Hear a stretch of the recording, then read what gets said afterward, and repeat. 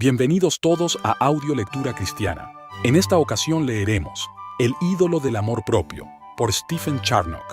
En este video, Charnock analiza una de las expresiones más sutiles y peligrosas de esa corrupción, el amor propio, o lo que él denomina el ídolo del yo.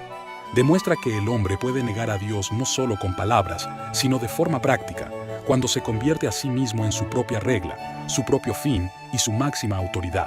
El amor propio, cuando gobierna el corazón, usurpa los derechos de Dios, corrompe la obediencia, distorsiona la adoración y convierte incluso la religión en un medio para la exaltación del yo. Por esta razón, Charnock identifica este pecado como una forma de ateísmo vivido, aunque Dios sea confesado externamente. La lectura que sigue tiene como propósito instruir la mente, confrontar la conciencia y llamar a un examen honesto del corazón, recordándonos que la verdadera piedad cristiana comienza cuando Dios es reconocido no solo como existente, sino como supremo y soberano en toda la vida. Acompañamos en esta audiolectura, que sea de gran bendición para todos. Dicho esto, amados hermanos, comencemos.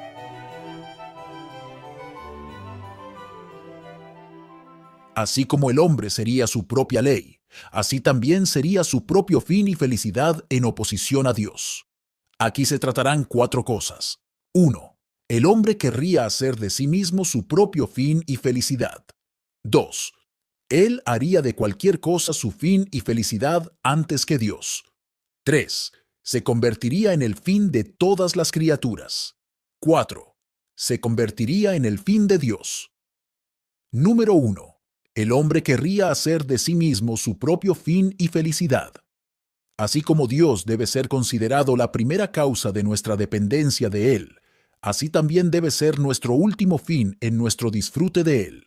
Cuando confiamos en nosotros mismos, lo rechazamos como la primera causa, y cuando actuamos por nosotros mismos y esperamos una bienaventuranza de nosotros mismos, lo rechazamos como el bien supremo y el último fin.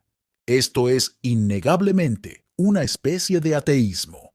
El hombre, como criatura superior a las demás, no fue hecho para glorificar a Dios solo materialmente, como lo fueron los animales, las plantas y otras obras del poder divino.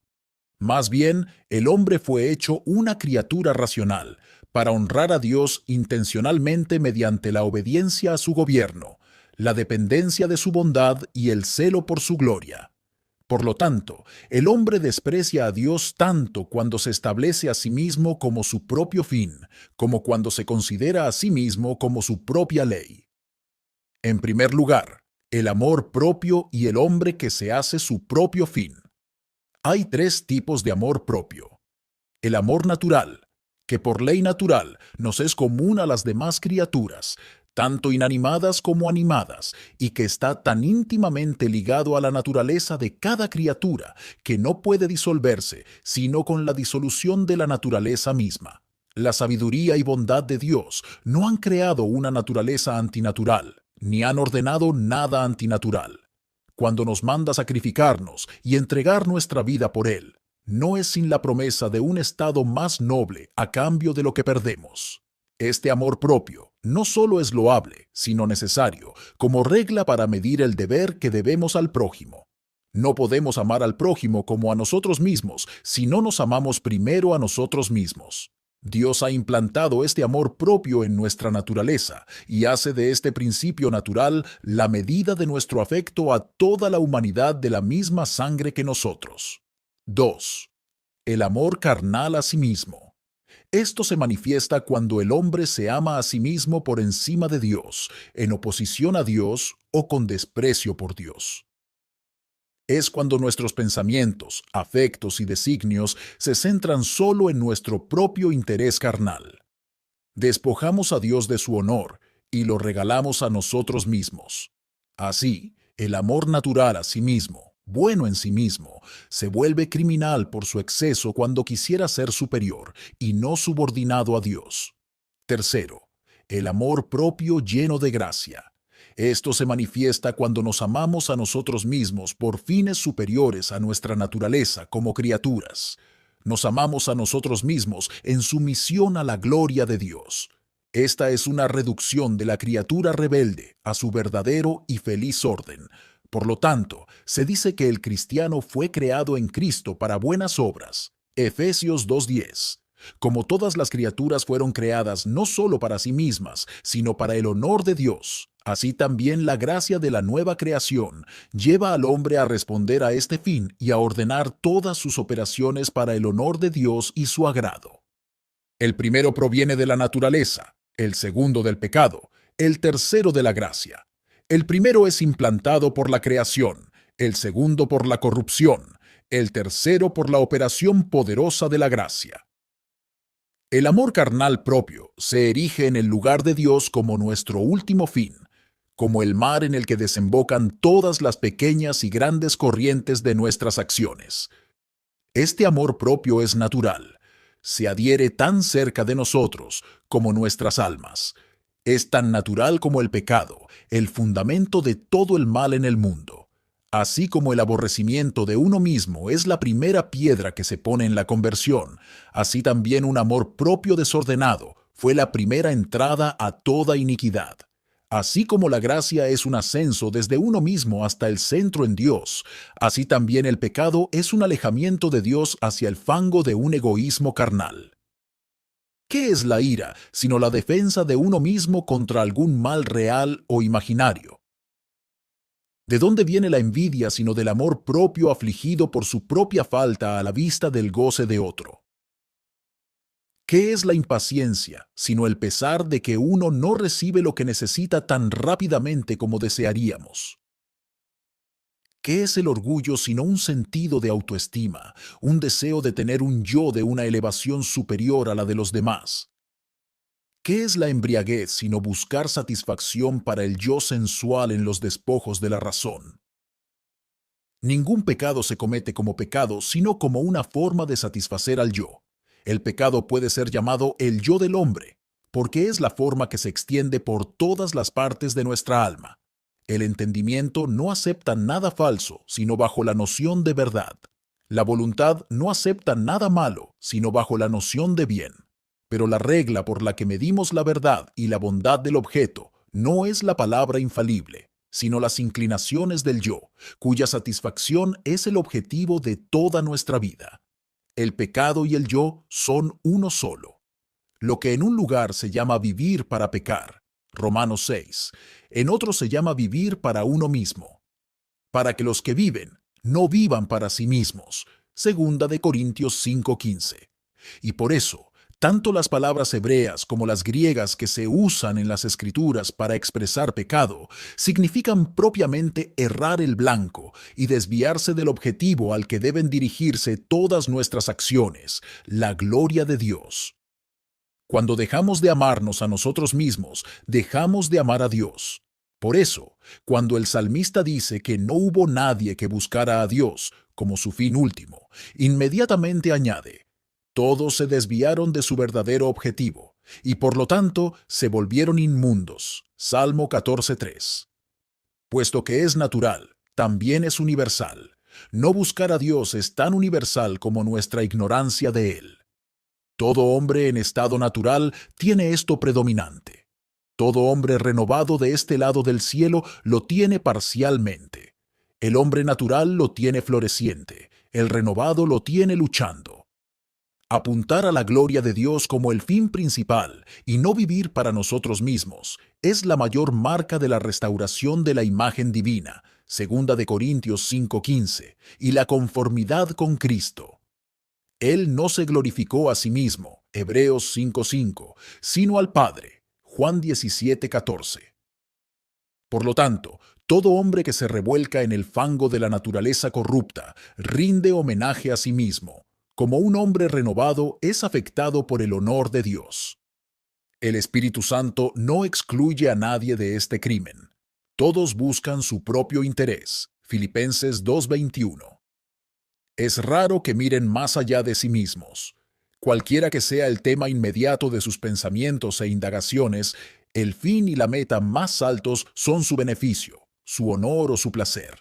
Sea lo que sea que posea inmediatamente la mente y la voluntad, el yo se sienta como una reina, blande el cetro y ordena las cosas a tal ritmo que Dios queda excluido y no puede encontrar lugar en todos sus pensamientos. El malvado, por la altivez de su rostro, no busca a Dios. No está Dios en todos sus pensamientos. Salmo 10:4. Todo el pequeño mundo del hombre está tan inundado por un diluvio del yo que la paloma, la gloria del Creador, no puede encontrar lugar donde poner el pie.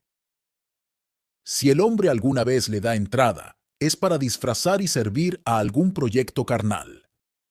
El poder de este principio es lo que hace que la conversión sea tan difícil.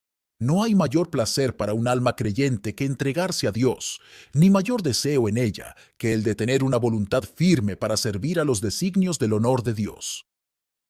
De la misma manera, no hay mayor tormento para un hombre malvado que desprenderse de sus fines carnales y depositar el dagón del yo a los pies del arca. Primera de Samuel 5:3. El amor propio y la opinión propia en los fariseos obstaculizaron su recepción de la verdad. Buscaban el honor de los demás y no el honor que viene de Dios. Juan 5:44. Se transforma en el ejercicio de las virtudes morales, se mezcla con nuestra caridad. Mateo 6:12. Y encuentra alimento en las cenizas del martirio. Primera de Corintios 13:3. Ejemplos de hombres que se hacen a sí mismos sus propios fines. Este hacernos nuestro propio fin se manifestará en algunas cosas. Primero, en el frecuente aplauso de uno mismo y en los pensamientos de importancia personal. No hay nada más común en la naturaleza humana que el enamorarse de sus propias perfecciones, adquisiciones o acciones. La mayoría piensa de sí misma por encima de lo que debería pensar. Romanos 12:3-4. Pocos piensan de sí mismos con tanta humildad como deberían pensar. Esto nos pega tan cerca como a nuestra piel. Como la humildad es la belleza de la gracia, esta es la tierra más sucia de la naturaleza. Nuestros pensamientos corren más deliciosamente por la senda de nuestras propias perfecciones que por la excelencia de Dios. Cuando encontramos algo de aparente valor que podría hacernos brillar a los ojos del mundo, con cuánta alegría nos abrazamos a nosotros mismos. Cuando los hombres han descartado la grosera profanidad y han contenido sus aguas, la fuente de corrupción de la que brotaron se hinchará más en su interior. Se aplaudirán a sí mismos por su propia reforma, sin reconocer sus debilidades ni desear la ayuda de Dios para seguir progresando.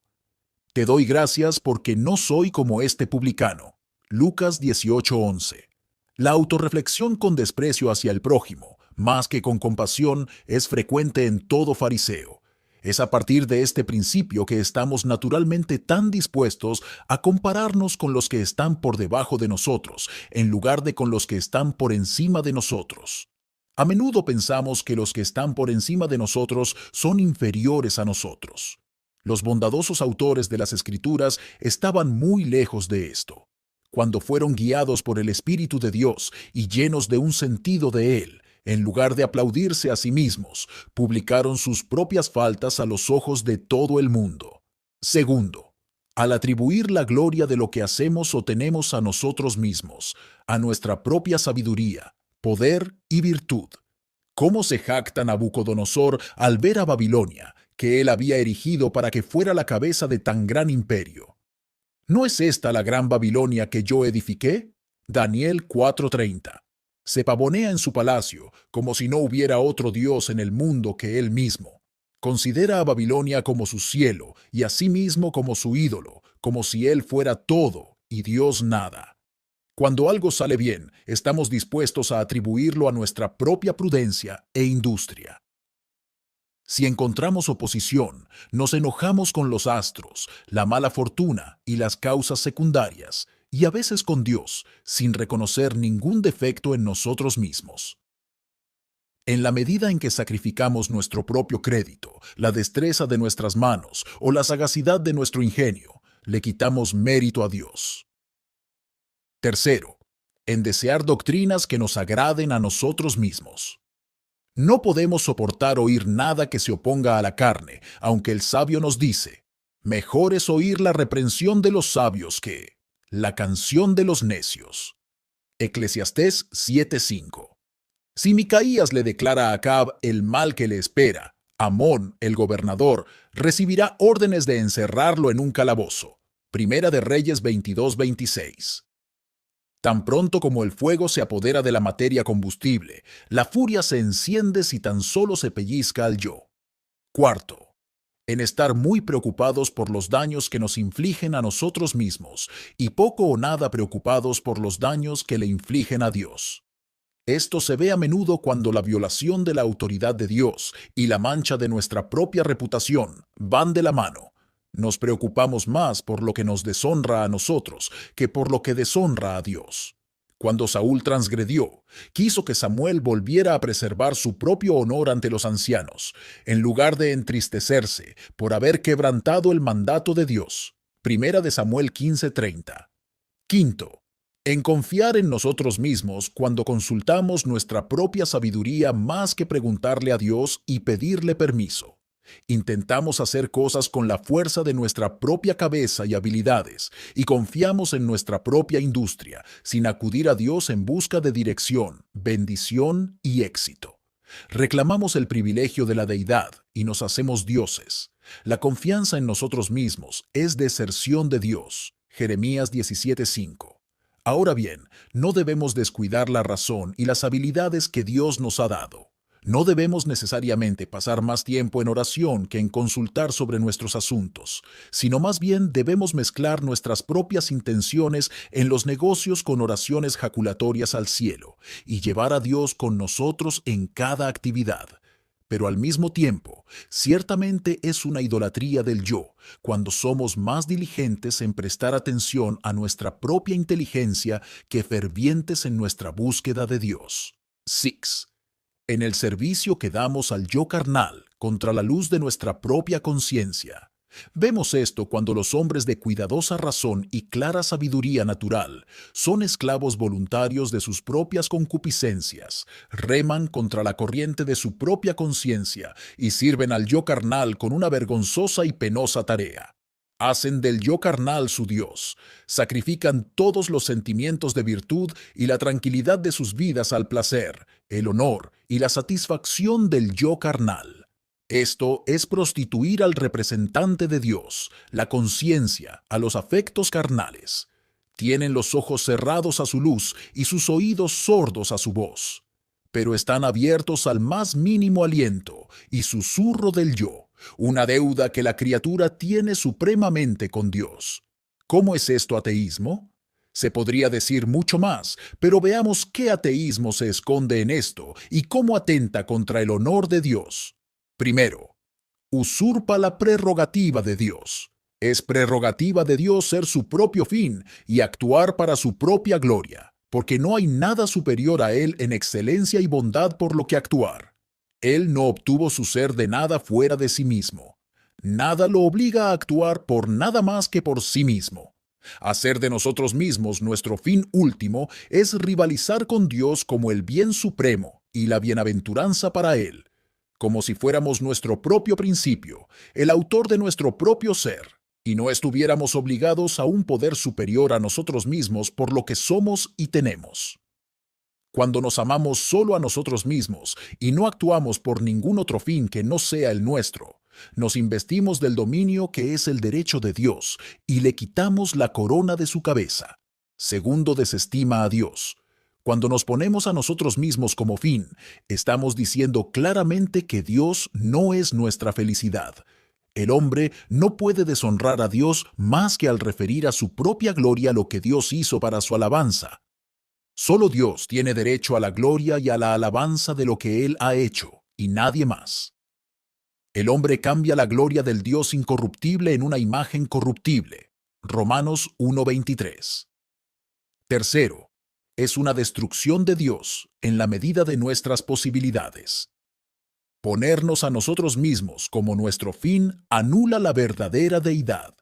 Al rendirnos el respeto y el honor que merecemos a Dios, hacemos que el verdadero Dios no sea Dios. Quien se hace rey sobre los derechos y territorios de su príncipe, manifiesta su intención de expulsarlo de su gobierno. Elegirnos a nosotros mismos como nuestro fin es desdivinizar a Dios, ya que ser el fin último de una criatura racional es un derecho de Dios. Por lo tanto, no poner a Dios sino a nosotros mismos siempre por delante es reconocer que no hay otro ser que nosotros mismos como Dios. 2. El hombre haría de cualquier cosa su fin y su felicidad antes que de Dios. El fin es tan necesario para todas nuestras acciones que quien no se proponga un fin para sí mismo no merece ser llamado criatura racional. Esta es la distinción entre las criaturas racionales y las demás. Las criaturas racionales actúan con intención formal, mientras que las demás criaturas tienden a su fin por instinto natural. Las demás criaturas son movidas por naturaleza, a lo que las criaturas racionales deben ser movidas por la razón. Por lo tanto, cuando un hombre actúa por un fin que no le fue previsto por la ley de su creación, o un fin que no es adecuado a las nobles facultades de su alma, actúa contra Dios, trastorna su orden y no merece mejor título que el de ateo. ¿Cómo hacemos que algo sea nuestro fin? Se puede decir que un hombre hace de una cosa su fin último y su bien principal de dos maneras. 1. Formalmente. Cuando el hombre juzga que tal o cual cosa es su bien supremo y dirige todo hacia él. El hombre no juzga formalmente que el pecado sea bueno, ni que cualquier objeto que sea el incentivo del pecado sea su fin último. No puede juzgar que el pecado sea bueno mientras tenga el ejercicio de sus facultades racionales. Segundo, virtual e implícitamente. Cuando ama algo en contra del mandato de Dios. Cuando, por sus acciones habituales, prefiere el disfrute de algo antes que a Dios. Cuando dedica más fuerzas y más tiempo a conseguirlo que a cumplir el verdadero fin de su creación. Cuando actúa como si algo inferior a Dios pudiera hacerlo feliz sin Dios, o como si Dios no pudiera hacerlo feliz sin la adición de algo más. Así, el glotón hace un Dios de sus exquisiteces, el ambicioso de sus honores, el indulgente de su lujuria y el codicioso de su riqueza. No creen que su felicidad resida en Dios, que hizo el mundo, sino en el placer o el beneficio que han convertido en su Dios. En este sentido, aunque un objeto creado sea el término inmediato y subordinado al que nos dirigimos, sin embargo, principal y finalmente, el afecto hacia él termina en el yo. Naturalmente, no apreciamos nada excepto lo que afecta a nuestros sentidos o se mezcla con alguna promesa de ventaja para nosotros. Ejemplos de cómo hacer de las cosas creadas nuestro fin. Esto se ve en que pensamos menos en Dios que en cualquier otra cosa. Si pensáramos que Dios es nuestro bien supremo y nuestro fin más elevado, ¿le escatimaríamos el esfuerzo de pensar en Él durante unos días? Los viajeros piensan con frecuencia en su destino, pero nuestros pensamientos se dirigen a nuevas adquisiciones de riquezas, a criar a nuestras familias, a vengar los agravios que nos han hecho y a mejorar nuestra reputación. Las nimiedades nos poseen. Dios no está en todos nuestros pensamientos, Salmo 10:4, y rara vez es el único objeto de ellos. Tenemos pensamientos duraderos de cosas transitorias y pensamientos fugaces de lo que es un bien duradero y eterno. El pacto de gracia obliga todo el corazón a Dios y evita que cualquier otra cosa lo absorba. Pero cuán extrañas son las almas de la mayoría de los hombres para Dios. Aunque tenemos el conocimiento de Él por creación, sin embargo, Él es en su mayor parte un Dios desconocido porque no nos deleitamos en Él. 2. En la búsqueda codiciosa de las cosas del mundo. Cuando buscamos las riquezas o la reputación mundanas más que las riquezas de la gracia o el favor de Dios. Cuando imaginamos neciamente que nuestra felicidad consiste en ellas, preferimos la tierra antes que el cielo, cisternas rotas que no pueden retener agua antes que una fuente de gloria y bienaventuranza que siempre brota. Como si hubiera un defecto en Dios, no podemos contentarnos con Él como nuestra porción, sin añadir algo inferior a Él. El apóstol da a la avaricia el título de idolatría y al avaro el título de idólatra. Colosenses 3:5 y Efesios 5:5. 3. En una fuerte adicción a los placeres físicos. Filipenses 3:19. Los hombres hacen de su vientre su Dios cuando degradan sus facultades superiores para aspirar a la satisfacción del apetito físico como su principal felicidad. Los hombres rechazan abierta e incuestionablemente a Dios como su fin último cuando están constantemente ideando nuevos métodos para satisfacer su apetito bestial. Abandonan los placeres que se encuentran en Dios, que son los deleites de los ángeles, y buscan la satisfacción de los animales. Rechazamos a Dios como nuestro fin, cuando nuestro descanso está en estas cosas, como si fueran el bien supremo, y no Dios. 4. En dar más honor a los instrumentos que Dios usó, que a Dios el autor soberano cuando tenemos algún éxito en el mundo. Ofrecen sacrificios a su red y queman incienso a sus redes. Habacuc 1:16. No es que el asirio ofreciera un sacrificio a sus armas, sino que les atribuyó lo que se debía solo a Dios. Atribuyó la victoria a sus fuerzas y armas. Cuando recibimos cosas buenas, ¿no están nuestros afectos más centrados en los instrumentos que las trajeron que en el benefactor principal de cuyos tesoros son tomadas? 5. En dar más respeto al hombre que a Dios. En el culto público, a Dios no nos reiremos ni seremos tontos porque los hombres nos vean. Pero nuestros corazones a menudo están en una postura ridícula, jugando con plumas y cosas vanas, aunque Dios nos vea. Es como si nuestra felicidad consistiera en agradar a los hombres y nuestra miseria en el respeto a Dios. Todo necio que dice en su corazón que no hay Dios erige algo en su corazón como un Dios. Los efectos de hacer de las cosas creadas nuestro fin. Esto es, una degradación de Dios. Al establecer una criatura, dice que Dios es menos deseable que su criatura, que le faltan las perfecciones que alguna cosa tonta tiene y que ha absorbido los afectos. Dice que la causa de todo ser puede ser superada por su criatura, que una lujuria vil puede igualar, sí, superar la hermosura de Dios. Dice a Dios como el rico al pobre: quédate ahí, o siéntate aquí bajo el estrado de mis pies. Santiago 2:3. Esto es intolerable. No debemos hacer que el estrado de los pies de Dios, la tierra, suba a su trono. No debemos poner en nuestro corazón lo que Dios ha hecho aún más bajo que nosotros mismos, bajo nuestros pies. No debemos hacer que lo que pisoteamos desplace los derechos que Dios tiene sobre nuestros corazones. Es peor que si una reina se enamorara de una pequeña estatua de su príncipe en el palacio y despreciara su belleza en persona. Es más degradante para Dios poner como fin principal un pecado, una lujuria o un afecto carnal.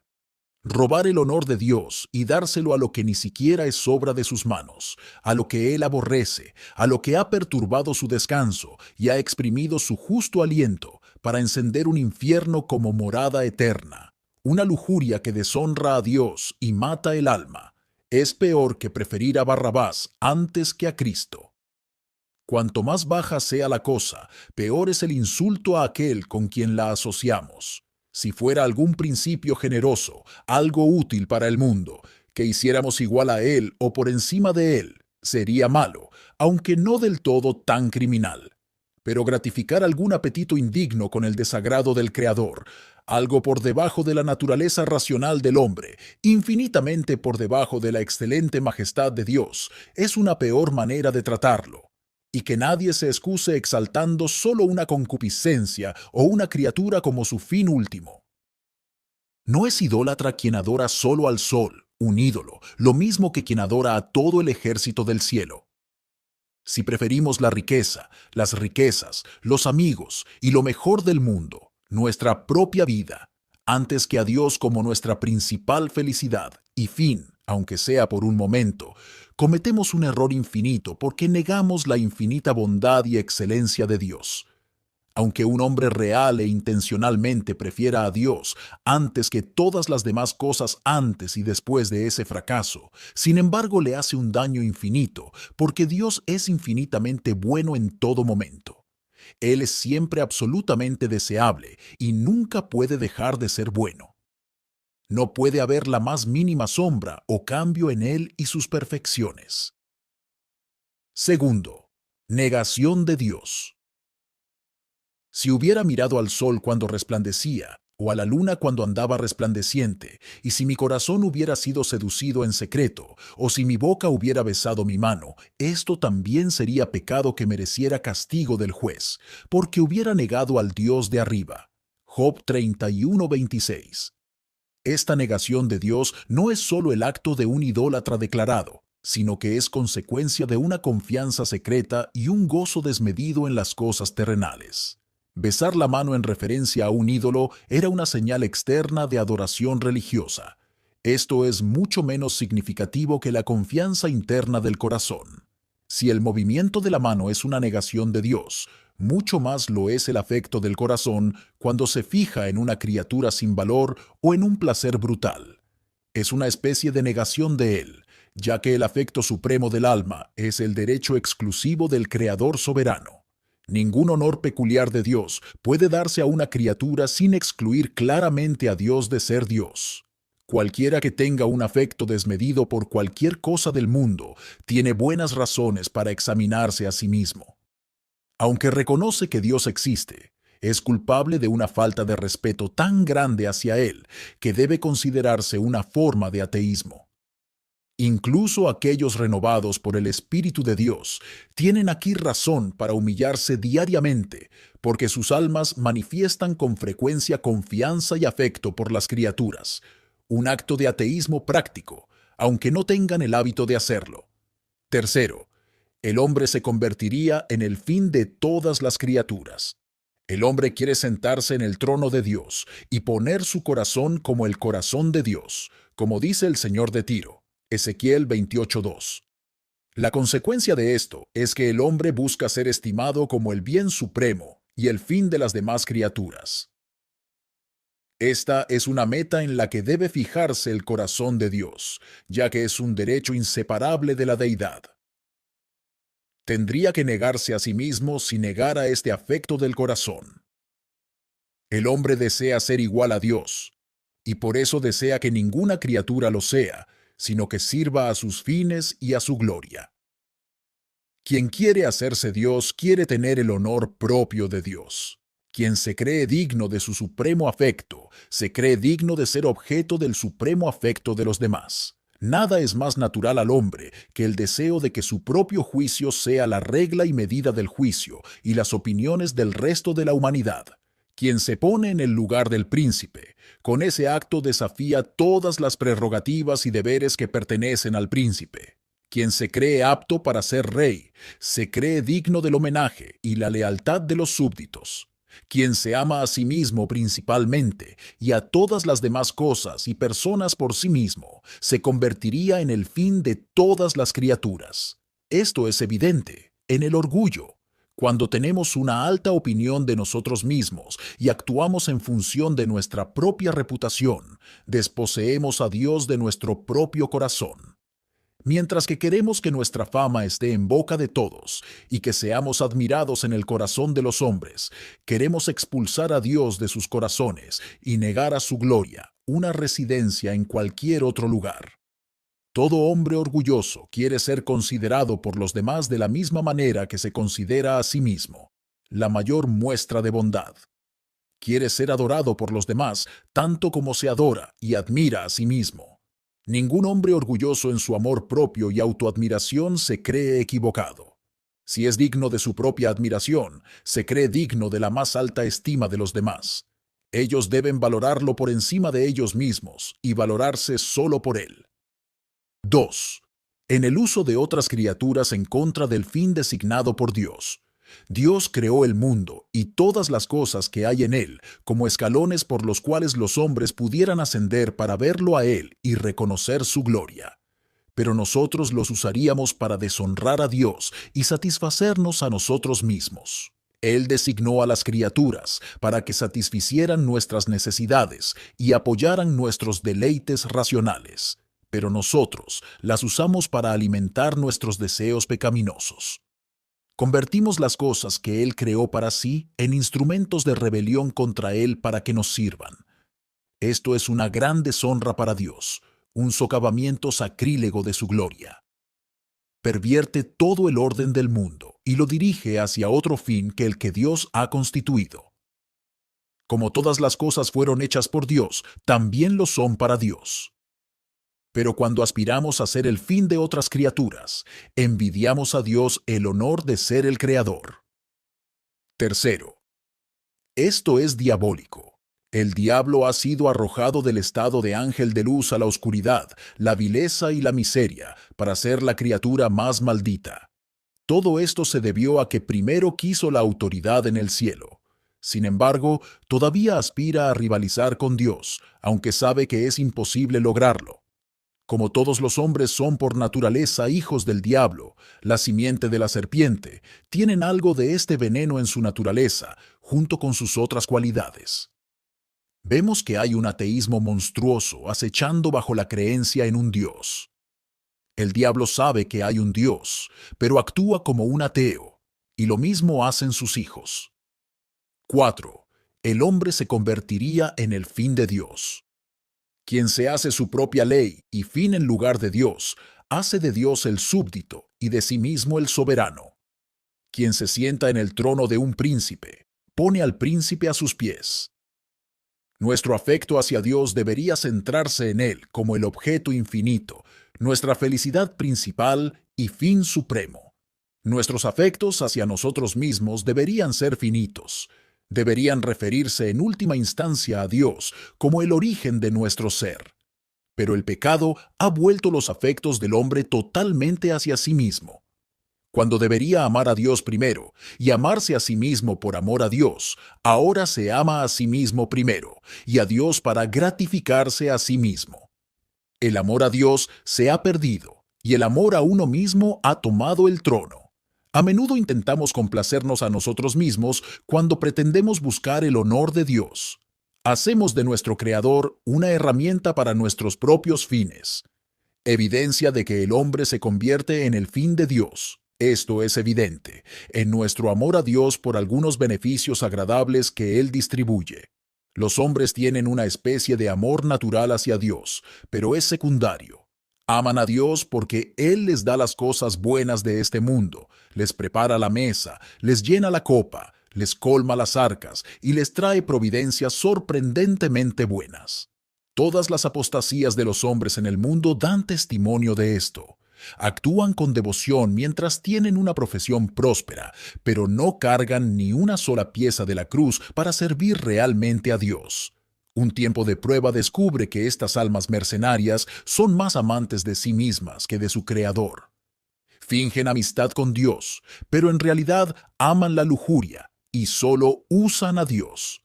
El carácter de un buen hombre es el opuesto. Apaga el infierno, quema el cielo, dijo un hombre santo.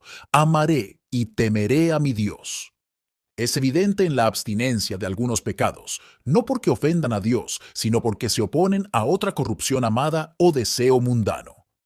Muchos motivos que el mundo usa para apartar a sus amigos y parientes de los vicios provienen del yo. Se usan para apuntalar el yo natural o pecaminoso en ellos.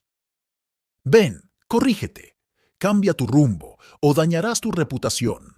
Destruirás tus finanzas y te convertirás en un mendigo. Tu familia se arruinará y puedes pudrirte en la cárcel. No los presionan con el deber que le deben a Dios, el deshonor que su conducta indigna le trae y su ingratitud hacia el Dios que les muestra misericordia. No es que los motivos terrenales deban ignorarse u omitirse por completo, pero este enfoque en los motivos terrenales muestra que el yo es la inclinación tanto en nuestras propias vidas como en nuestro trato con los demás. Hacemos superior lo que debería estar subordinado al honor de Dios. 3. Es evidente en el cumplimiento de deberes por mero interés egoísta, haciendo de nosotros mismos el fin de las acciones religiosas, mientras pretendemos hacerlo para Dios. Las cosas ordenadas por Dios pueden suceder para apoyar nuestros propósitos carnales. Dios puede ser el objetivo, pero el yo es el fin, y un objeto celestial se hace para servir a un propósito carnal. La hipocresía habla al honor de Dios, pero se llama adulación. Le lisonjeaban con sus labios. Salmo 78:36. Le dieron un paquete de buenas palabras para su propia preservación. Ejemplos de casos en los que el hombre se convierte en el fin de Dios. Esto se ve en la renuencia a cumplir deberes religiosos que no benefician al yo. ¿Con qué vivacidad se acercarán muchos a Dios cuando éste favorece sus propios fines? Pero cuando honra a Dios, el deber no es un deleite, sino un obstáculo. Jonás estaba harto de su trabajo y huía de Dios porque pensaba que no recibiría ningún honor por su mensaje. Sabía que la misericordia de Dios desacreditaría su profecía. Jonás 4:2. La oración es a menudo más fervorosa cuando es menos piadosa y más egoísta. Los fines y afectos carnales vierten expresiones vivaces, invocando a Dios solo en tiempos de necesidad. Cuán celosos serán los hombres hacia Dios en la aflicción, si lo descuidan en la prosperidad. Cuando los mataba, entonces lo buscaban, y se volvían y consultaban a Dios, y se acordaban de que Dios era su fortaleza. Salmo 78:34. A menudo los hombres acuden a Dios cuando tienen algún asunto que quieren que Él haga por ellos. Esto no es afecto a Dios, sino a nosotros mismos. Además, cuando hemos obtenido la misericordia que necesitábamos, cuán poco calentamos nuestras almas para considerar al Dios que la dio. Cuán poco utilizamos los dones de su misericordia para su servicio. No se trata de glorificar a Dios como Dios, sino de tratarlo como nuestro siervo. Una persona así difícilmente mendiga a la puerta de Dios si pudiera complacerse a sí misma sin Él, al pedirle ayuda para nuestros propios proyectos.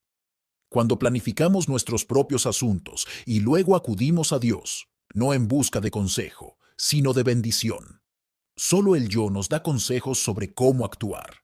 Pero como creemos que hay un Dios que gobierna el mundo, desearemos que Él contribuya al éxito. No se consulta a Dios hasta que el consejo del yo está fijado.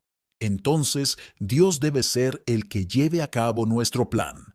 Es aún peor cuando le pedimos a Dios que favorezca algún propósito pecaminoso. Apenas buscamos a Dios hasta que hemos modelado todo el plan en nuestra mente y decidido cómo lo haremos funcionar, como si no existiera la plenitud de la sabiduría en Dios para guiarnos en la planificación, así como el poder para infundir éxito en los planes, en impaciencia cuando Él rechaza nuestros deseos. Con cuánta frecuencia los espíritus de los hombres se levantan contra Dios cuando Él no interviene con la ayuda que ellos necesitan. Los corazones egoístas acusan a Dios de negligencia si Él no es tan rápido en proveer como ellos en desear. ¿Por qué ayunamos, dicen, y no entendiste? ¿Por qué afligimos nuestras almas y no te diste cuenta? Isaías 58:3. Cuando aspiramos a la gloria de Dios en nuestra importunidad, caeremos en humilde sumisión cuando Él niegue nuestra petición. Pero el yo se levanta quejándose con valentía, como si Dios fuera nuestro siervo y hubiera descuidado el servicio que nos debía al no acudir a nuestro llamado. En los fines reales que los hombres tienen en sus deberes. En la oración por las cosas temporales, cuando deseamos salud para nuestra propia comodidad, riqueza para nuestra propia sensualidad, fuerza para nuestra venganza, hijos para el aumento de nuestra familia, dones para nuestro aplauso, como Simón el mago deseaba al Espíritu Santo. Esto es pedir a Dios que sea un siervo de nuestro interés mundano. En las misericordias espirituales suplicadas, cuando el perdón del pecado se desea solo para nuestra propia seguridad de la venganza eterna. La santificación deseada solo para hacernos aptos para la bienaventuranza eterna. La paz de conciencia solo para que podamos llevar nuestras vidas más cómodamente en el mundo. Cuando no tenemos intenciones reales para la gloria de Dios, o cuando nuestros pensamientos sobre el honor de Dios son excedidos por los fines de nuestro propio beneficio. Ahora bien, Dios nos ha motivado a estas cosas por la bienaventuranza que obtenemos por ellas, por lo que podemos desearlas con un respeto a nosotros mismos. Pero este respeto debe estar contenido dentro de los límites adecuados, en subordinación a la gloria de Dios, no por encima de ella, ni en equilibrio igual a ella. Esos propósitos bajos contaminan los deberes espirituales. Consideremos seriamente lo siguiente. Aunque un deber sea celestial, ¿No lo contaminará algún propósito bajo de nuestra parte? ¿Qué sucede con nuestras confesiones de pecado? ¿No son más para procurarnos el perdón que para avergonzarnos ante Dios o para liberarnos de las cadenas que nos impiden darle la gloria para la que fuimos creados? ¿Más para participar de sus beneficios que para honrarlo al reconocer los derechos de su justicia?